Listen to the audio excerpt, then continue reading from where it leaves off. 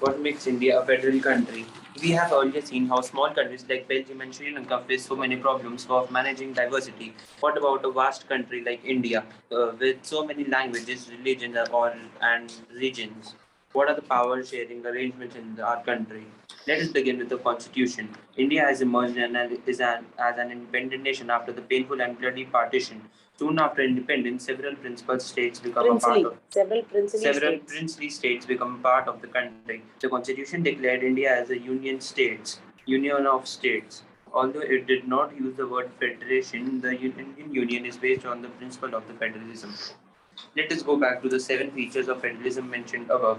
We can see here that all these features apply to the provisions of Indian government of Indian Constitution. The Constitution originally provided for two-tier system of government: the Union government, or what we call the central government, representing the Union of India, and the state government. Later, a third tier of the federalism was added to the form of panchayats and municipalities, as in any federation. These different tiers enjoy separate jurisdiction. The constitution clearly provided a threefold distribution of legislative powers between union government and the state government. Thus, it contains three powers.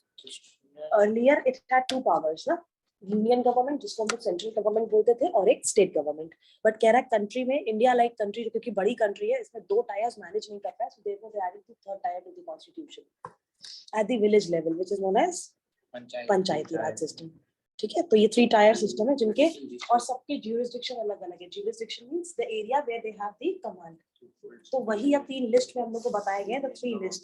कौन करेंगे शायद से ma'am ने हटा दिया 3 list. Indian list पढ़ लेते, सिर्फ हम लोग को सब्जेक्ट्स ही पढ़ने बेटा, इसमें और कुछ डिटेल में नहीं है.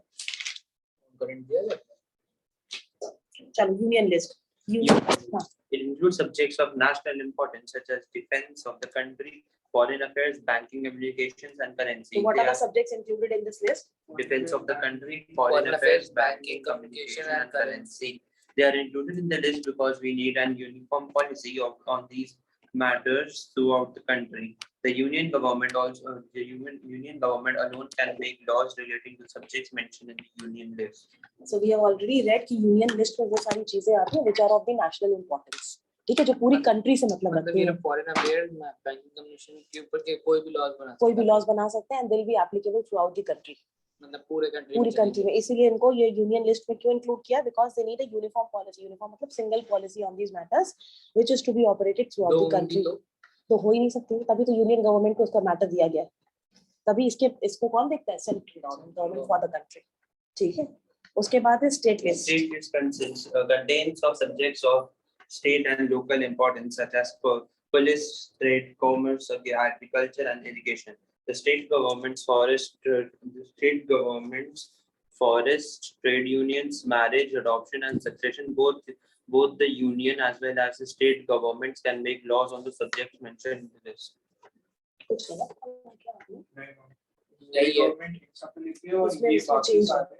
इसमें चेंज है. देखो, state list, the state governments alone can make laws relating to the subject. State government ही दिया है. concurrent government ही दिया है. पहले 3 लिस्ट होती थी ना, चेंज कर दिया. ठीक है, तो इसमें यहाँ तक आप पॉइंट लाइक करना है. State list contains subjects of state and local importance such as police, trade, commerce, agriculture, and irrigation. The state government for forest, trade unions, marriage, adoption, and successions. पहले इसे concurrent list में added करता है. अब state list में add करते हैं. हाँ, as well as the state government. Union as well as the state government. Both these are taken care by both the governments. ये जो कुछ मैटर्स है ना, कौन से मैटर्स? जैसे इसने बताया education, forest, trade unions, marriage, adoption and succession. Both the union as well as the state governments can make laws. Forest, trade unions, marriage, adoption मैंने कहा. ठीक है बेटा, अडॉप्शन, एजुकेशन, फॉरेस्ट, ये स्टेट लिस्ट और यूनियन लिस्ट. हां, इसी को पहले कहते थे कॉन्करेंट लिस्ट, तो उन्होंने नाम हटा दिया. बस यही तो डिफरेंस है. देखो, इसमें भी यही लिखा है कि these are the subjects which are taken care by both the governments, state governments and central governments. अब यहाँ पे क्या है, आपकी बुक में नाम हटा दिया गया लिस्ट का. So what are the subjects that are taken over by both the governments? These subjects: trade unions, marriage, adoption and succession. और स्टेट गवर्नमेंट कौन से सब्जेक्ट्स देखती है, कौन से मैटर्स देखती है? Police, trade, commerce, agriculture and irrigation. ये देखती है. State government. State government. और ये ठीक है। सब वो देखते हैं, दोनों देखते हैं। दोनों देखती है, कॉन्करेंट गवर्नमेंट दोनों देखती है। वो कौन कौन से थे आपकी बुक पे लिखा हुआ है, ठीक है। एजुकेशन भी है बेटा इसमें, आपके में नहीं है। हाँ इसमें दिया हुआ है, एजुकेशन का दिया है। इसमें मेरे में दिया हुआ है। एजुकेशन लिख दो। नहीं नहीं लिखो, तीनों में नहीं है तो मतलब हटाया गया होगा। If their laws conflict with each other, the laws made by the union government will prevail. अगर दोनों के लॉस टकराते हैं किसी कॉमन टॉपिक पे कि सेंट्रल गवर्नमेंट की मानी जाएगी या फिर स्टेट गवर्नमेंट की मानी जाएगी, तो किसका मेजॉरिटी रहती है? Union government, that is the central government. Central union is the central government. अगर ये जो कॉमन सब्जेक्ट्स है ना दोनों देखते हैं। जैसे आपने एग्जांपल लिया अडॉप्शन का, ठीक है, चाइल्ड अडॉप्शन का आपने एग्जांपल लिया। अब इस केस में सेंट्रल गवर्नमेंट कोई रूल बना रही है और स्टेट गवर्नमेंट कोई रूल बना रही है, तो इसमें किसका डिसीजन माना जाएगा? सेंट्रल गवर्नमेंट का। तो इसमें कोर्ट भी वो कर सकते हैं। सुप्रीम कोर्ट तो हाईएस्ट अथॉरिटी थी, कोर्ट लेकिन कर सकता है अल्टीमेट मतलब कर सकता है, लेकिन अल्टीमेटली माना किसका जाएगा? सेंट्रल सेंट्रल गवर्नमेंट, गवर्नमेंट, क्योंकि वो बड़ी गवर्नमेंट। बड़ी गवर्नमेंट। आगे पढ़ो बेटा। What about subjects that do not fall in any of the Union three list? government मतलब क्या कहते हैं, सबसे सेंट्रल गवर्नमेंट का माना जाएगा ना। Yes. What about subjects that do not fall in any of these three lists, or subjects like computer software that came up after the constitution was made? According to our constitution, the union government has the power to legislate on these residuary subjects. Residuary means remaining subjects. All the subjects, all the topics that have not been covered, again it is on the union government मतलब to take decisions. कोई भी नया topic emerge होता है जो हमने constitution में नहीं लिखा है। Constitution of India was made 70 to 80 years ago, right? तो अभी उसमें काफी सब्जेक्ट्स है जो नहीं कवर अप हुआ है, तो वो कह रहा है किसके कौन लेगा उनको? Union government. We noted above the most federations that are found by holding together. Above the most federations that are found by holding together do not give equal power to to its constituent units. Thus, all the states in the Indian Union do not have identical powers. Some of the states enjoy special status. Special states such as Assam, Nagaland, Arunachal Pradesh, and Mizoram enjoy special powers under certain provisions of the Constitution of India, Article 371. Due to their peculiar social and historical circumstances, these special powers are especially enjoyed in the relation to the protection of land rights of indigenous peoples, their culture, and also preferential employment in the government service. Indians who are not permanent residents of the state or the states cannot buy land or house here. So similar special provisions exist for some other states of India as well. एक बार बेटा देखने दो क्योंकि मेरा इसमें कुछ भी नहीं था। ये 371 अभी आर्टिकल पिक्चर नहीं बनी थी, नहीं देखी आर्टिकल 371? देखना है मूवी को, मस्ट वॉच मूवी। इसमें शायद जम्मू एंड कश्मीर से रिलेटेड सारे लॉज बने थे, सारे नए लॉज बने थे इसमें कि कैसे वहाँ के लोगों का, क्योंकि हिस्टोरिकल बैकग्राउंड थोड़ा सा डिफरेंट रहा है because of partition of India, तो उसमें पूरा यही सब दिखाया गया है। एक और भी तो बनी थी आर्टिकल करके कोई। आर्टिकल नहीं 815 बनी है कोई, वो बेकार। दिस इज हाँ वो बेकार है।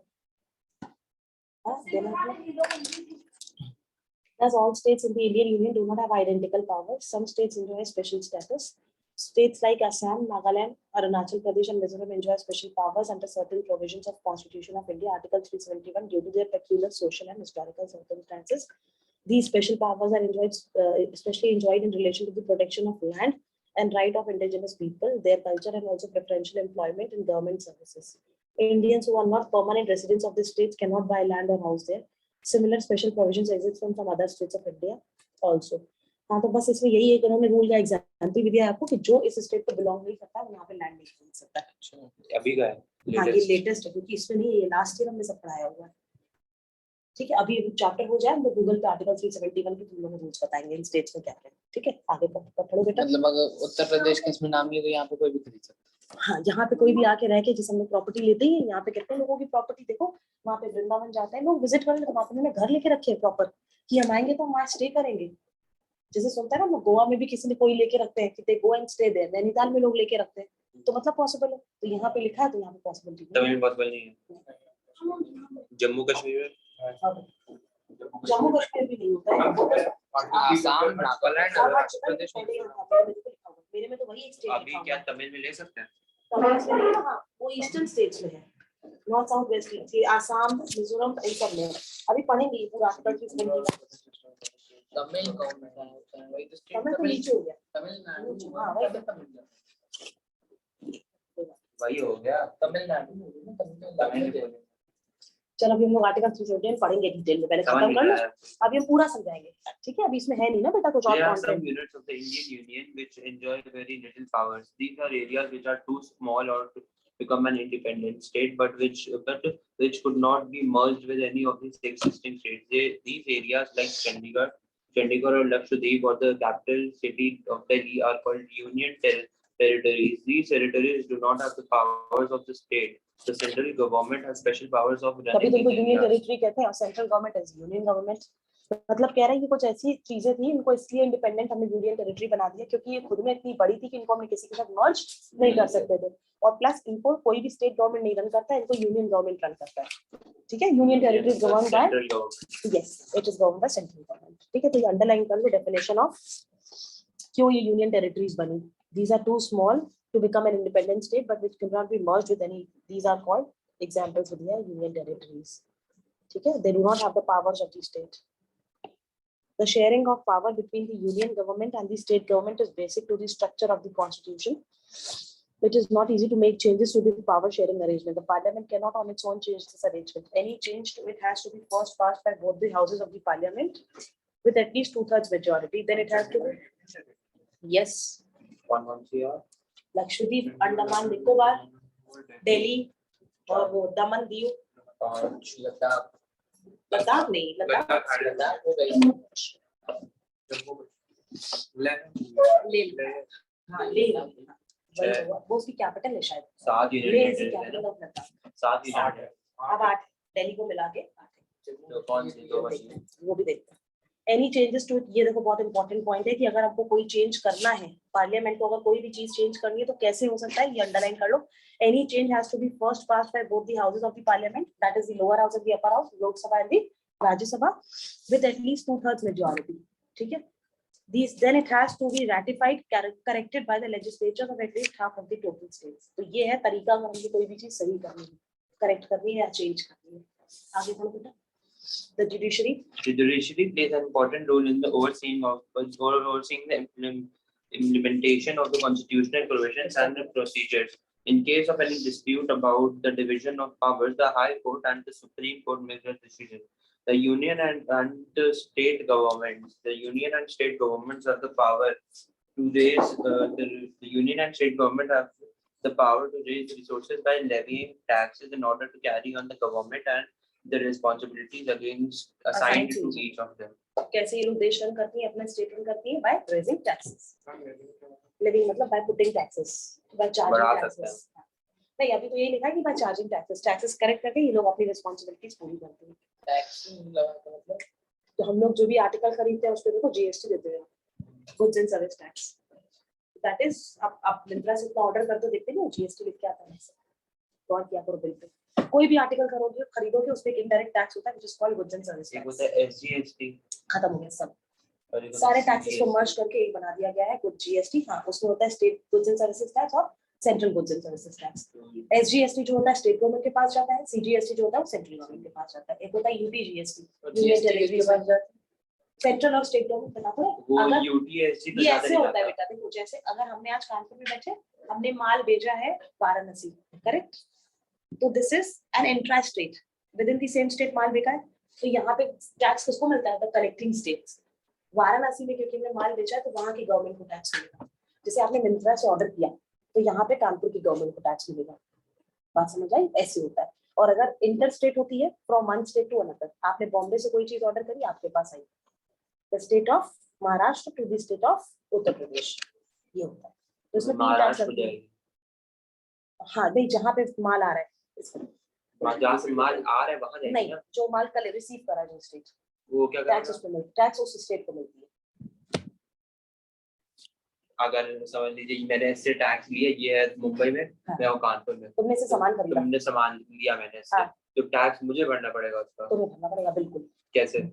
क्योंकि तुम देखो इसमें क्या होता है, अच्छा, मैं सामान बेचूंगा, उससे जो टैक्स आएगा वो मुझे देना पड़ेगा. नहीं तुम बेचना, जैसे उसने सामान तुमको बेचा हाँ. तो तुम्हें टैक्स भरना पड़ेगा क्योंकि कोई वो- सामान तुमने खरीदा है। जो तो भी मैं सामान किसको दूंगा खरीदा टैक्स?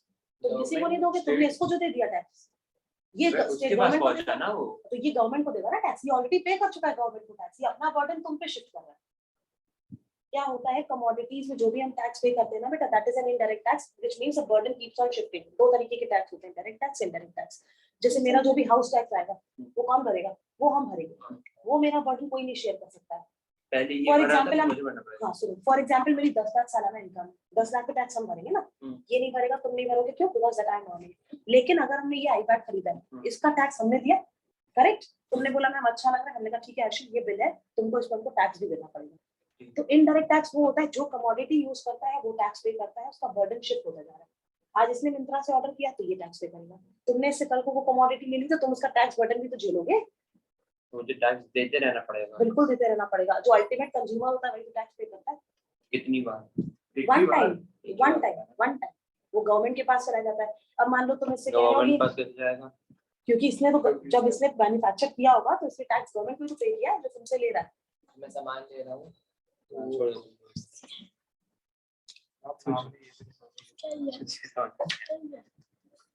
ऐसे ही समझ रहे बेटा टैक्स। लिस्ट का बताया है ना हमने, 3 लिस्ट होती है, 3 लिस्ट होती है ना। अमेंड कर सकते हैं, अमेंडमेंट वाला पॉइंट हमने आपको टिक कराया था यहाँ पर, it has to be ratified. अभी उन्होंने कहा ये अमेंडमेंट चेंज हो सकता है जब दोनों हाउसेस पास करेंगे और 2/3 मेजोरिटी होनी चाहिए। जुडिशरी अल्टीमेट रोल प्ले करता है, रेवेन्यू जो आता है वो टैक्स से आता है। तो हमने ये पॉइंट्स बना दिए कि इसमें ये पॉइंट्स के हेड्स आपको लर्न करने हैं, ठीक है? कुछ खास नहीं है, समझ नहीं आया। अभी आएगा पूरा, परेशान मत हो। देख रहे हैं इसमें यूटीज आइडेंटिफाई करने की कोशिश कर रहे हैं। नहीं कुछ नहीं लर्न करना पड़ेगा। यूनाइटेड प्रोविंसेस क्या होता है? भाई यूनियन टेरिटरीज होगी। कहाँ पे लिखा है अर्शद? एक तो देखो, एक तो हम लोग का ये हो जाएगा लेह लद्दाख, है ना? जम्मू कश्मीर, एक दिल्ली हो गया, लेह नहीं Ladakh Jammu and Kashmir union territory नहीं है बेटा। Jammu Kashmir, Chandigarh, Mumbai, Jammu and Kashmir is not a UT. Pakistan, Tamil Nadu, नहीं बेटा, दिस इज लखनऊ के बगल में, आप देखिए चंडीगढ़, लखनऊ के बगल में ये नेम लिखा हुआ है चाइना, यूनाइटेड प्रोविंस। ये यूनाइटेड प्रोविंस। क्या होता है? चाइना, बताते हैं। चाइना, हाँ ले ये है। Burma, Assam, Bihar, Jammu and Kashmir Bihar, yes. मम्मा, बिहार, नो बेटा, no that is a state. Pondicherry French में लिखा है। तो जो इंडिया में है उसका हाँ? मुंबई, तमिलनाडु, बेटा यूनियन टेरिटरी अलग चीज होती है। Waste Bengal, Andaman and Nicobar, Chandigarh, Daman and Diu, Dadar and नागर, Delhi, Jammu and Kashmir, Ladakh and Lakshadweep. Jammu and Kashmir, yes, लिख लो सारी, इधर बगल में मैप में लिख लो। जम्मू एंड कश्मीर ये सब क्या है? Union territories, Jammu and Kashmir, Ladakh, Lakshadweep, Lakshadweep के बाद है आपकी दिल्ली, लक्षद्वीप, चंडीगढ़, दमन एंड दीव, दिल्ली के बाद चंडीगढ़, दमन and Diu, Dadar and Nagar Haveli, Andaman and Nicobar. Dadar नागर एक ही है ना, एंड अंडमान एंड निकोबार। दिल्ली भी है ना? 2 3 4 5 दमन एंड दीव, 7 एक 9 1 एक 2 यहाँ पे 3 4 5 6 7 यहाँ पे एक 8 ये होगा ना, देखिए इसमें 9 दिखा रहा है, 3 3 6 7 8 ये रही दिखा रहा है 9। अंडमान एंड, ये है ना। It has now 9 union territories। Ma'am Jammu and Kashmir ये अलग अलग नहीं है नहीं पुडुचेरी नहीं लिखा हम लोगों ने। PUDUCHERRY। अब नाम चेंज हो गया है, पुडुचेरी अब हो गया है क्या हो गया? पुडुचेरी। PUDUCHERRY।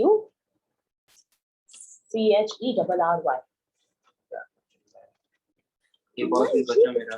अंडमान एंड निकोबार भी है। दमन एंड दीव, दादर एंड नागर,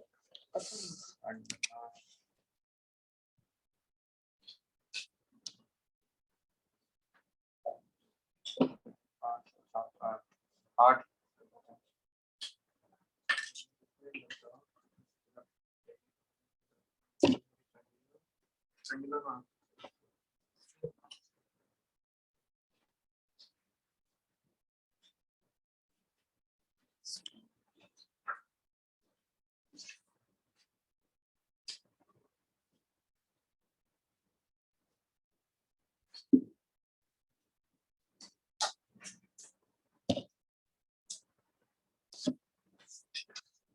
This article gives special provisions कितने states के लिए? महाराष्ट्र, गुजरात, नागालैंड, आसाम, मणिपुर, आंध्र प्रदेश, सिक्किम, मिजोरम, अरुणाचल प्रदेश, गोवा एंड कर्नाटक। कितने स्टेट्स के लिए बुक में कम लिखे हुए हैं? क्या आर्टिकल 371 यहाँ पे भी लैंड नहीं सकता। हाँ, इसमें लिखा है the main objectives behind the main objective. हाँ भाई, अब लगा ना भाई 370 पहले कहा था, अभी इस साल अभी लगा इसी साल। 370 था, 371 नहीं था बेटा। The main objectives behind is granting special provisions to some states and to meet the unique needs of backward regions। हमको पता था रीजनल इम्बैलेंस दूर करना ही एक ऑब्जेक्टिव है इसका, तो चेक करना चाहिए क्योंकि नहीं ये रीजन्स काफी बैकवर्ड है एज कंपेयर टू बाकी स्टेट्स। ये स्टेट्स काफी पीछे हैं, तो इसीलिए इन स्टेट्स को ये स्पेशल प्रिविलेज दी जा रही है ताकि ये भी economically. Goa is a state. Goa क्या स्टेट है बेटा? यस, गोवा का capital Panaji. North Goa, south Goa नहीं, पानाजी वहाँ कैपिटल है। एक ही तो गोवा शहर है, गोवा बड़ा थोड़ी ना है। Goa is a very small state भी है, शहर भी है। हाँ, it is a state as well as city, क्योंकि यहाँ पर एक ही सिटी है पनाजी और कुछ नहीं है। उसी को कहते हैं नॉर्थ गोवा, साउथ गोवा, बीच बीच तो कुछ नहीं। अब देखो हर स्टेट के लिए मैंने अलग बनाया है provision for Gujarat and Maharashtra, लिखा है ना इसमें देखो। It gives room to provide, इसमें ये आर्टिकल महाराष्ट्र में भी है और वहाँ का रूल क्या है? वहाँ पे ये क्या है? नहीं, हाँ, फॉर एम्प्लॉयमेंट अपॉर्चुनिटीज। इसमें देखो ना, हर किसी में लैंड वाला नहीं है क्लॉज, मतलब इन सारे स्टेट्स में अप्लाई होती है। यहाँ पे क्या है? For you will fall down, I will fall. Employment opportunities, vocational and technical education के लिए यहाँ पे है। हाँ, अब आसाम के लिए क्यों है? हाँ, यहाँ लैंड खरीद सकते हैं। आसाम में देखो क्या लिखा है, सबको अलग अलग रूल है सबका। यहाँ पे तो बस लैंड के लिए होता है। हाँ, वहाँ पे क्योंकि उन्हीं स्टेट का वजह से आसाम में लिखा है ना ट्राइबल, क्योंकि बहुत सारे ट्राइबल पीपल है तो रिप्रेजेंटेशन देना, आदिवासी, समझे? लिखा है देखो। मणिपुर का क्या स्पेशल प्रोविजन है देखो। It provides for creating a committee for the constitution and functions of the legislative assembly with the members elected from the hilly regions of the state. The governor will have the responsibility to secure the powers of this committee and can instruct the state government on the administration of hilly areas. क्योंकि ये पहाड़ों पे पड़ रहा है तो इनके लिए स्पेशल प्रोविजन बने गए हैं। ठीक है, देखो अलग अलग है सबके लिए। आंध्र प्रदेश के लिए अलग है, बात समझ में आई? मिजोरम के लिए अलग है। इसमें देखो लिखा है civil and criminal law of the land ownership transfer नहीं हो सकती, लिखा है ना। सबके लिए अलग अलग है। अरुणाचल प्रदेश के लिए अलग है, जो 371H is for Arunachal Pradesh, ठीक है। गोवा के लिए 371I, ठीक है। 371J is for Karnataka. सबके लिए अलग अलग आर्टिकल्स। बात समझ आई? नहीं, तुम लोग के जब बुक में डिटेल में नहीं दिया हुआ तो बस आर्टिकल 371 के स्टेट्स को अप्लाई का होता है एंड क्या है उसका रूल, बस आपको डिटेल में नहीं जाना ना। चलो next page. How is federalism? Summary ये है बेटा, पहले हम लोगों ने पढ़ा देयर वर 3 लिस्ट, ठीक है ना। अब आपके में 2 लिस्ट हो गई। पहली लिस्ट हो गई यूनियन लिस्ट और दूसरी लिस्ट हो गई आपकी स्टेट लिस्ट। यूनियन किन मैटर्स को देखती है? The matters of central importance, ठीक है, जो पूरे नेशन के लिए मैटर्स होता है उनके लिए देखती है। Defence of the country, foreign affairs, banking, communication, currency. Union list, state list कौन से मैटर्स देखती है? फॉरेस्ट, ट्रेड यूनियंस, नहीं sorry, police, trade, commerce, agriculture and irrigation. और जो दोनों गवर्नमेंट्स देखती है वो है forest, trade unions, marriage, adoption and succession. तो ये हो गया कॉमन सब्जेक्ट्स। ये कौन से सब्जेक्ट्स हो गए? These are the common subjects. बाहर करो, मत बोलो मम्मा पढ़ा दीजिए, माना करो। These are the common subjects. देखो कॉमन सब्जेक्ट्स,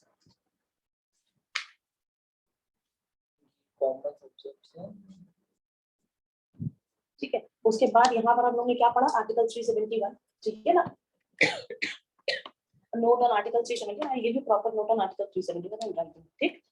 उसके बाद हम लोगों ने यहाँ पे पढ़ा ये यूनियन टेरिटरीज के बारे में, व्हाट आर यूटीज, ठीक है, and why were they called union territories, because they were too large to be accommodated in one single state, therefore हम लोगों को एक अलग से यूनियन टेरिटरी दे दिया, which are governed by union government और सेंट्रल गवर्नमेंट। ये पॉइंट यहाँ पे पढ़ा हमने। यूनियन टेरिटरीज वो होते हैं जो यूनियन गवर्नमेंट, जो स्टेट गवर्नमेंट, सेंट्रल दोनों मिलकर चलाते हैं। दोनों नहीं, union union government, government, central government चलाते हैं। ये इतनी बड़ा हो जाता है आपस में इनका एरिया कि हम इनको किसी स्टेट के साथ मर्ज नहीं कर सकते। बात समझ रहे हो? ये खुद में इतनी बड़ी हो जाती है कि हम उनको किसी स्टेट के साथ मर्ज नहीं कर सकते हैं। ये था तो यूनियन टेरिटरीज। उसके बाद हम लोग ने आगे पढ़ा बेटा, अगर हमको कहीं पे भी अमेंडमेंट करना है किसी भी लॉ में या किसी भी रूल में, तो वो दोनों हाउसेस का अप्रूवल मांगता है plus the majority of 2/3 of the majority. ये था हमने अमेंडमेंट पढ़ा था। क्या पढ़ा हमने? अमेंडमेंट। और फिर लास्ट हमने पढ़ा जुडिशरी का सबसे इंपॉर्टेंट रोल होता है, अगर कोई भी चेंज करना होता है तो हाईएस्ट कोर्ट को चेंज कर सकते हैं। अभी किसी गवर्नमेंट चेंज करा है। हाँ क्लियर? ये हमने 6 पॉइंट्स इसमें पढ़े थे, अभी देखेंगे, यही कॉपी कर लेना। तो ये लॉकडाउन वाला कौन था? यूनियन गवर्नमेंट की स्टेट गवर्नमेंट? लॉकडाउन के जो रूल्स ये सेंट्रल गवर्नमेंट निकाल रही थी, यूनियन गवर्नमेंट, क्योंकि this was the matter of national importance. ये जो हमारा कोविड आया था ये पूरे देश के लिए आया था, तो इसमें जितने भी रूल्स बन रहे थे मोदी जी के बना रहे थे सेंट्रल गवर्नमेंट। यस, वो स्टेट स्पेसिफिक कब हुआ था? जब पर्टिकुलर स्टेट्स के केसेस बढ़ रहे थे तो उसने अथॉरिटी दी थी हर एक स्टेट की गवर्नमेंट को, मिनिस्टर को, कि आपको जो रूल लेना है आप ले सकते हो। याद है कानपुर में कभी स्ट्रिक्टनेस हो रही थी, जिस स्टेट में केसेस बढ़ रहे थे वहां के रूल्स अलग हो जा रहे थे, कर्फ्यू अपने हिसाब से हो रहा था। चलो next, how is federalism practice? Start.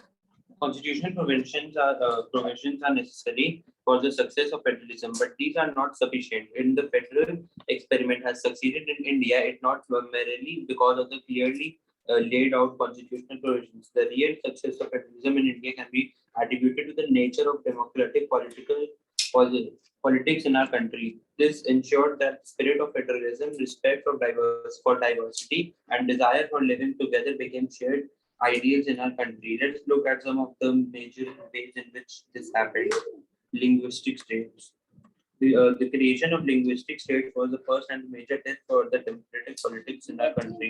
If we look at the political map of India, when it began its journey was journey of democracy in 1947 and that of 2019, you will be surprised by the extent of the changes. Many old states have vanished and many new states have been created. Areas, boundaries, and names of the state have been changed. In 1947, the boundaries of several old states of India were changed in order to create a new state. This was done to ensure that the people who spoke the same language lived in the same state. Some states were treated not on the basis of language, but to recognize differences based on culture, ethnicity, and or geography. These include states And there like are Nagaland, examples of states that are based on culture, ethnicity or geography. मतलब religion के हिसाब से रहते थे। Yes, और language language के हिसाब से, ज्योग्राफी के हिसाब से। States like Nagaland, Uttarakhand and Jharkhand. तो इनको किस बेसिस पे किया गया? कल्चर तीनों लिखे हैं बेटा, तो तीनों के बेसिस पे होगा। कल्चर, एथनिसिटी, एथनिक्स क्या होता है?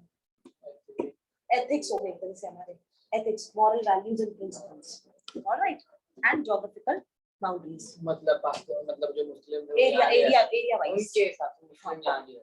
राइट, इस एरिया में आगे पढ़ो। वो एक एग्जांपल ले रहा है, वो सिर्फ एक एग्जांपल है। When the demand for the formation of the states on the basis of the language was raised, some national leaders feared that it would lead to the disintegration of the country. The central government resisted linguistic states for some time, but the experience has shown that the formation of linguistic states has actually made the country more united. It has also made linguistic means on the basis of religion. जैसे वो linguistic language हो गया ना? Sorry, हाँ, on the basis of language. That means जितने भी लोग मराठी बोलते हैं, they are placed in Maharashtra, ठीक, गुजराती गुजरात, तो सबकी ऐसे यहाँ पे देखो लैंग्वेज है। पंजाब, चंडीगढ़ बोला जाता है ना, मेजॉरिटी वही रहते हैं। चंडीगढ़ क्या कहते हैं? कोई पंजाबी, ठीक है ना। तो ऐसे तो पहले कंट्री को क्या लगा था डर कि अगर हम लैंग्वेज के बेसिस पे डिस्ट्रीब्यूशन करेंगे कंट्री का, तो हमारी कंट्री में लड़ाई होगी and that will lead to disintegration, breaking of the country. But successful हुआ, बट क्या हुआ? सक्सेसफुल हुआ, ठीक है। तो महाराष्ट्र सब लैंग्वेज के बेसिस पे डिवाइड पहले नहीं थे, पहले तो उन्होंने बस एक स्टेट बना दिया था, लेकिन बाद में हुआ यही कि लैंग्वेज के हिसाब से लोग रहने लगे। गुजराती सारे गुजराती सब में है बेटा। आसाम की भी एक पर्टिकुलर लैंग्वेज है, बिहू शायद है कि डांस है, वहाँ का फॉर्म है, डांस फॉर्म है, वहाँ की लैंग्वेज भी एक असमी कहते हैं ना, असमीज लैंग्वेज है वहाँ की। सबकी लैंग्वेज होती है। कर्नाटक में देखो, साउथ में देखो तमिल वगैरह चलती है, तमिल लैंग्वेज प्रॉपर चलती है, बहुत चलती है, हाँ, इसीलिए तो सबकी अपनी अलग अलग। गोवा में एक अलग ही लैंग्वेज थी, तो everybody is differentiated on the basis of language. language policy. Language policy.